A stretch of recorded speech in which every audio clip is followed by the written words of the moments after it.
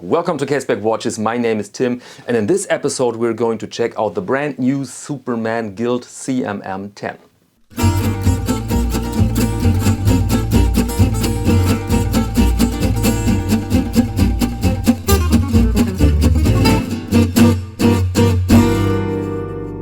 Okay, we're again in the genre vintage-inspired dive watch. In fact, the Superman was a model from the late 60s, reinvented by the company Yema, and now they have presented their latest form of this watch, and bottom line is they enhanced the entire thing.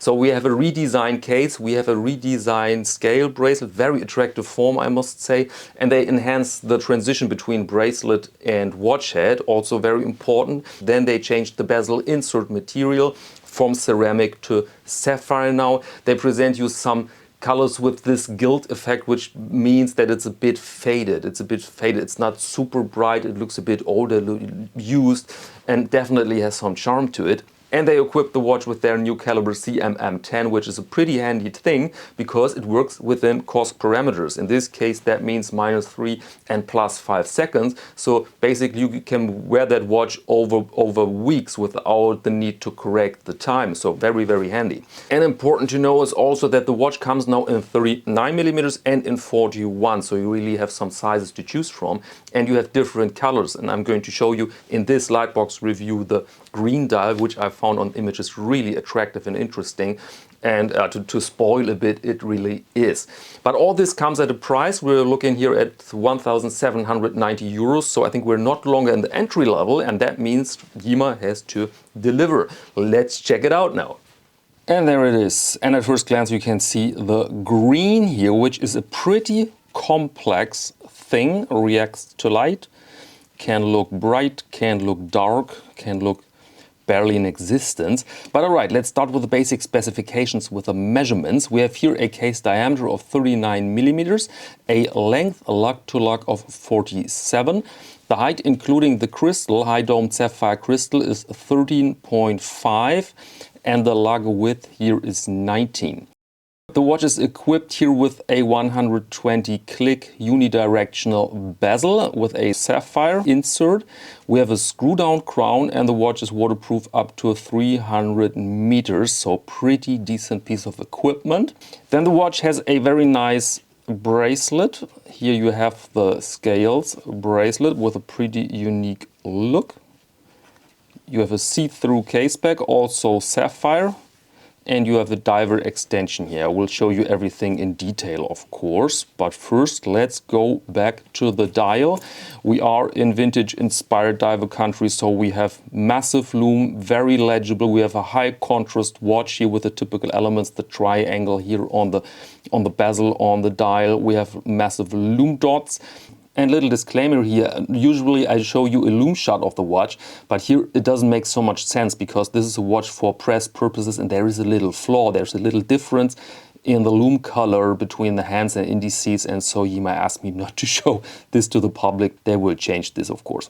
And then you have the typical Yema elements like this little clasp here, and you cannot move the bezel right now. You have to unscrew the crown here to make everything operational so that you can set up your time.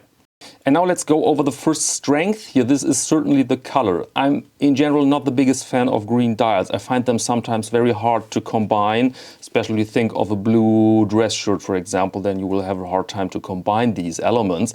But this is really versatile because it's relatively dark and subtle. See? With different angles you create a different color, a different intensity of color. And here you see the sunburst effect, very, very nice, very, very strong. And the other direction, it's barely visible. So this is better than expected.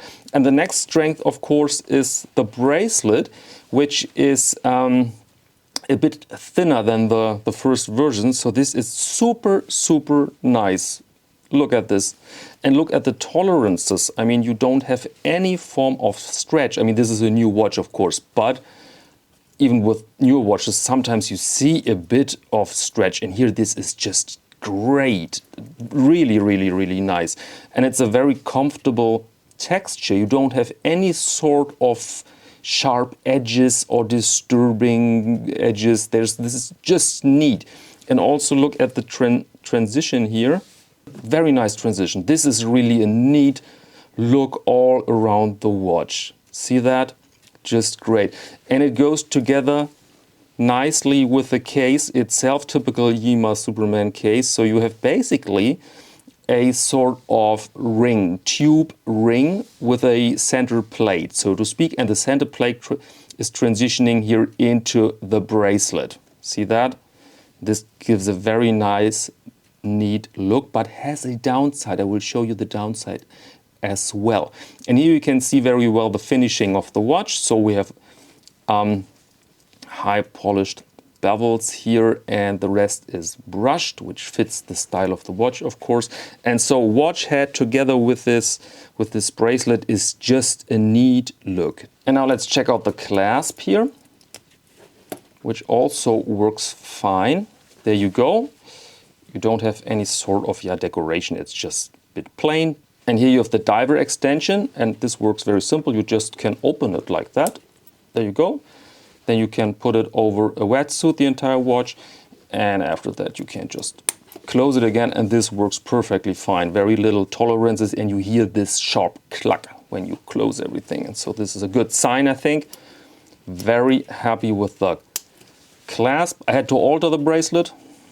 This works with pins. This is not my favorite method, to be honest, but worked fine. Worked really good, no problem at all. And so I altered it myself, was okay. And here you see the movement. Yes, looks interesting, but to be honest, it's not super beautiful with that black surface there behind the rotor. I don't know if this is super handsome, if it's necessary to put it under glass, but this is highly coined by my taste, I think. Perhaps more techie guys will love that look. And so, yeah, I will not mark that as a minus. Will not mark that as a minus. And now to the mechanism. As said, you cannot move the bezel like that. This is a typical feature here. You have to unscrew the crown. Then this thing here comes loose, which is also a key feature of the Superman. And now you can rotate the bezel, and this feels perfect. Just perfect. Absolutely perfect. Super tight, nice sound. And so I'm extremely happy with the operationability. What is this word? I don't know.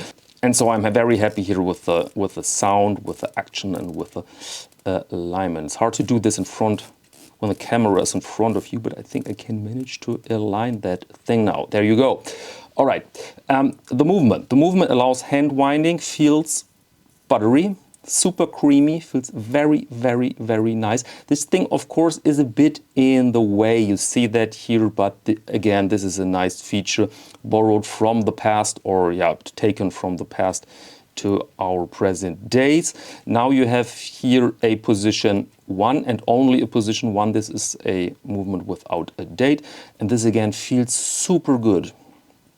Feels super good. Feels again creamy. You don't feel any sort of disconnection between crown and hands. It's just nice, hackable movement, and so absolutely great thing. And we also have very good specs, because modern beat rate of 28,800 and a power reserve of staggering 70 hours. So very, very good piece of equipment here. And now let's close it again. Long thread. You have to work a bit on that, but then it's really watertight up to 300 meters, which is a nice feature to have, I think. But the main strength here again is the neat look. But we have a little downside, and I will show you that with the watch on the wrist. And there you go, 39 millimeters on a 17 centimeter wrist. And you see the look with this bracelet is just nice. It's just insane. It's so neat and comfortable. There are no sharp edges, and so I'm very happy with that. I'm also very happy with the color here. And the little downside is, due to the case form and to my rather slender wrists, you have this gap here. See that? So the bracelet is not in contact here with my wrist actually. It is, for my taste, rather too high, creates this gappy look here, which will be reduced with a bigger wrist, of course. but this is a little minus, and if this was my watch, I certainly would need some time to get used to it. But overall, just a great look. I love this bracelet.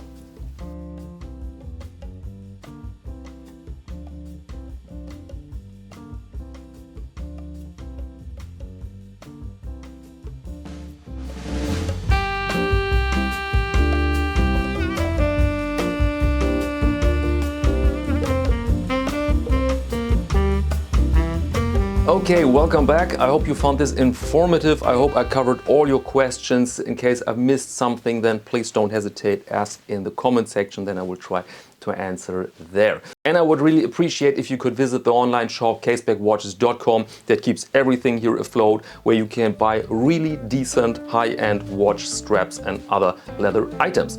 All right, and that's all for this episode. Thank you very much for your attention, and until next time.